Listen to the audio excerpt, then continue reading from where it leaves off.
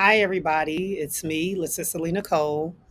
I said one day that I would put a story together and really give you guys a full insight into what I had for surgery, how I'm recovering, and why I decided to go forward with it. Some people have asked me, well, what did you have done? What happened? Are you okay? And I've kind of put some things out on different platforms, but I never really just like all the way divulged into it. Part of it is because I wanted to make sure that I had went through the full experience before giving my story and my opinion of things. I also wanted to make sure that the information I was putting out would be accurate, and I was still kind of like researching some things. So here we go.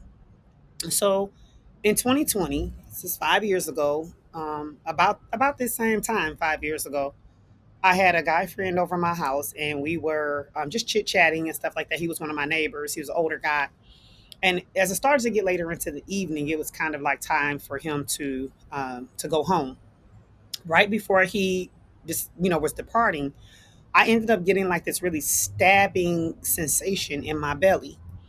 Um, it was very, very sharp and very, very painful. Um, I am a person that can really kind of like tolerate a lot of pain. So for me to have been in this type of pain, buckled over, couldn't stand up straight, I knew that something serious was happening, but I didn't know what it was. I had never had that feeling before. So my guy friend was like, "Hey, I think you should, go to the hospital." And he was like, "Cause you were buckled over there for a minute. Like that doesn't just like happen. Like you need to go see what's going on." So, anyways, long story short, I decided to go ahead and go. I agreed. He joined me. We went. They gave me a CT, I think it was a CT scan or either MRI, and then they gave me an X-ray. They did like all this stuff that I guess could have anything to do with your abdominal. When they came back a couple hours later with the results, they didn't exactly go into specifics of what the issue was. They just recommended that I go and see my OBGYN as soon as possible. Even though I tried to ask further questions, it was like, we just recommend you see your OBGYN as soon as possible. So the very next day, I set up an appointment. I was able to see the GYN rather quickly, and maybe within the next couple of days or so, I go in and I'm in the office by myself, and the young lady comes in, the doctor comes in and says, "Do you plan on having any more children?" And I'm like, "No, why?" And so she says to me, the recommendation that I could give you at this point is a hysterectomy." And I'm like, "Whoa, wait a minute." This is where the buck stops. Like, I'm not doing nothing, taking nothing out of my body. I'm one of those kind of people that I believe in all natural, whole, whatever God gave you. That's just how I feel.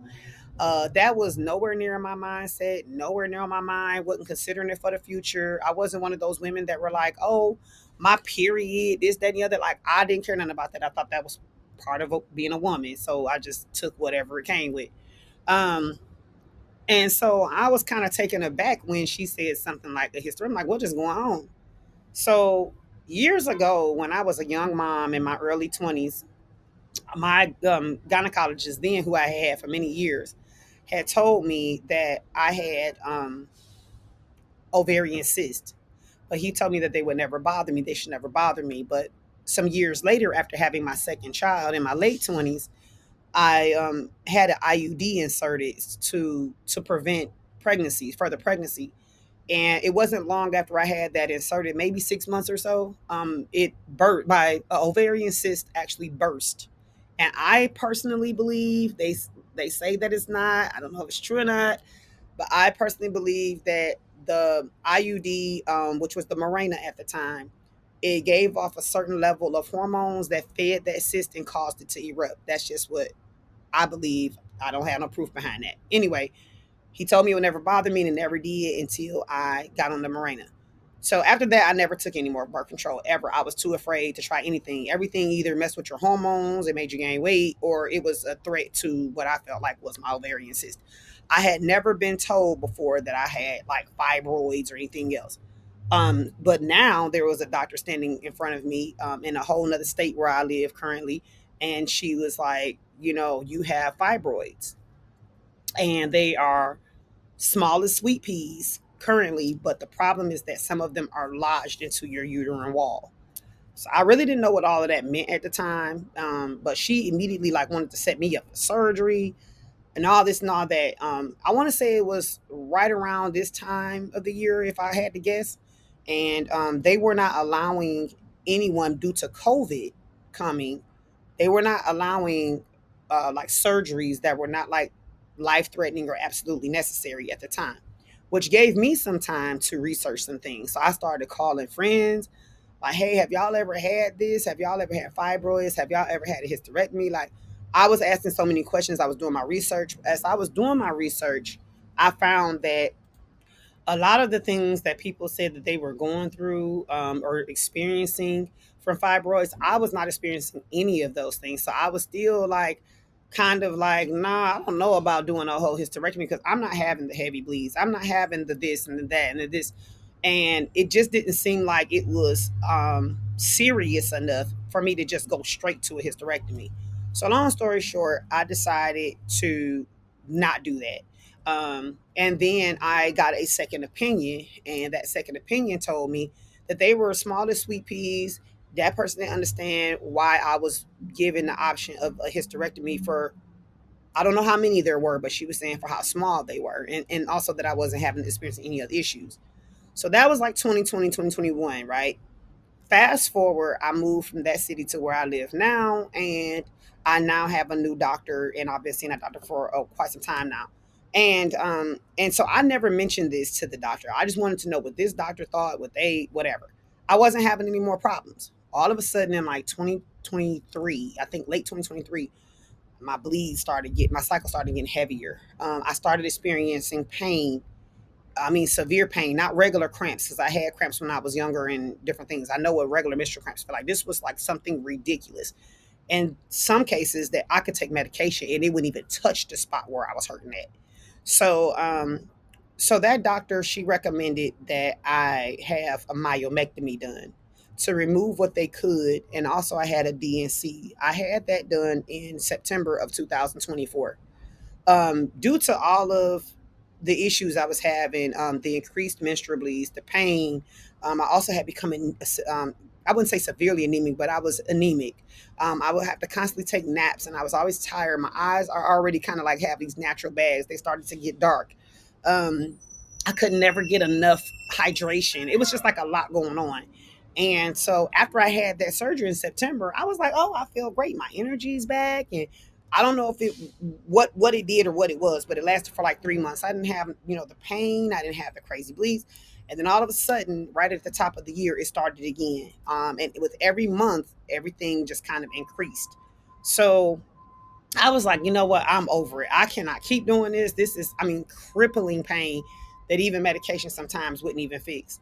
So in February, I believe it was, we decided that I will go ahead and move forward with the hysterectomy. I had all kinds of different emotions about it. Would I be less of a woman? Would I feel like less of a woman? Would a man see me or as less of a woman?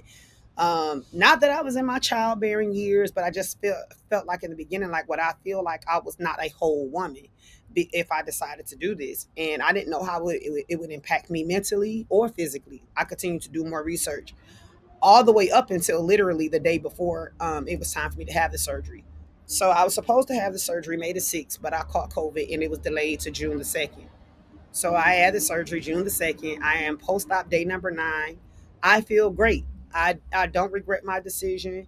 I can feel some minor changes in my body already, but I'm only 9 days post-op. So I don't know what it will be like later in the month, which my cycle comes towards the end of the month.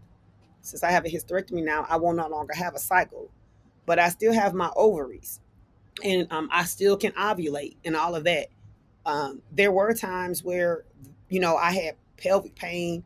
We were trying to figure out where the pelvic pain was coming from, and all this kind of thing. And it all seemed to lead to my uterus. But they were saying to me, even if I have a hysterectomy, there's no guarantee that that will alleviate all of my pelvic pain. This is just where we both decided that this probably was where this is coming from.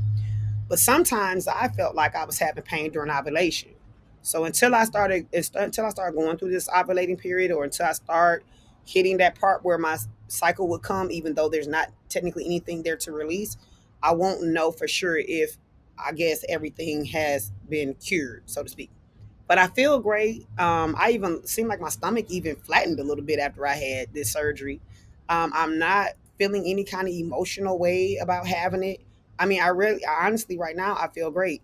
My daughter, she was here for 7 days to kind of help me and stuff like that. And then she recently left, but now I could get around. Every now and then I have to take like an over the counter pill. I started out taking every 3 hours, I was taking ibuprofen. Every 3 hours, I was taking acetaminophen. I think that's what it's pronounced, like Tylenol. And then I was taking a oxycontin, I believe it was, every 4 hours for the first like 2 days, maybe 2.5 days. But I'm not big on medication. Again, I like everything real natural. So I kept trying to bear through the pain without using any of that as much as I could. After the third day, I started weaning myself off and just kind of really trying to allow myself to feel the pain until I felt like I kind of needed it or whatever. So I want to say on like the fifth day, I no longer needed the oxy. I was just taking the mixture of the other two, the ibuprofen and Tylenol, and just resting a lot, just resting a lot. I did step out on day number 6, but I got right back in my bed and rested. So I feel great. I feel great. I'm trying to think if there's anything else that I could say about my recovery. And what type I had? I had a vaginal hysterectomy with assistance of um, I can't even think of the name of it now, but the little robots, y'all know what I mean. Like I had it through my abdomen. They slice it up and they pull it through your vagina. So I'm sorry, I can't think of the word right now. But yeah, so my BJJ was a little sore because people was all up in there. But I'm doing so good, y'all. I really am. I can't thank you guys enough. I had so many friends reach out to me and just check on me. Some friends checked on me daily. Some people, whatever. I just want y'all to know I appreciate the love, no matter which way, shape, or form it came, whether it be by text or whether it be by phone call or whatever. I really appreciate that. And if y'all know anything about me, support is everything to me.